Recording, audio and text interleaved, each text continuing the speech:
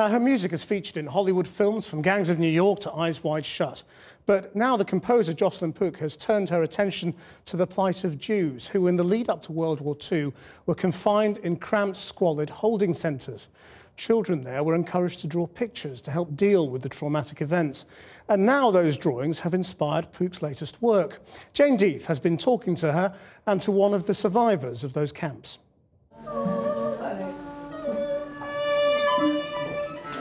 In a rehearsal room in North London, the feelings of children in a Nazi prison camp are felt again. Drawing Life is a composition inspired by poems and pictures by Jewish children held in Terezin in Czechoslovakia. People were sent east from there.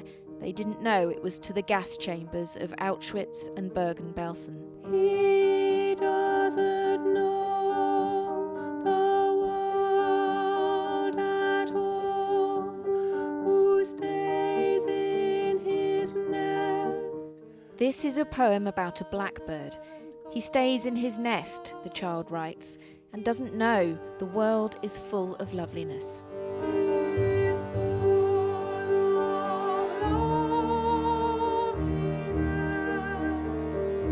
Zdenka Fantlova was a teenager in Terezin. The younger children didn't know there was anything to be afraid of. They were encouraged to draw. They drew what they remembered. A snowman, ice cream, and a scooter, and going skating, that sort of thing. And one of them showed a picture like this to her father, and he said, no. Draw what you see. If she's drawing, there must be some document what's going on.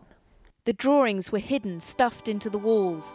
When the camp was liberated, they were put in 2 suitcases, which were taken to Prague, but left unopened. Now, a composer best known for film scores has been inspired by the children's work. The world had gone mad, you know, and they're in this prison, basically, and living in all sorts of very hard conditions. And when they're writing poetry about what they can see over the wall and life as they knew before, and nature and beauty of life. And it was also kind of used as almost like art therapy and trying to process what was going on and make sense of it as well. 15,000 children were sent from Terezin to Auschwitz. Children up to 13 with their mothers, to the left, and the others to the right. To the left meant that same day gas chambers. Zdenka Fantlova's mother was waved left. She was sent to Belsen. She fought to survive for her sweetheart who'd given her a ring before they were separated.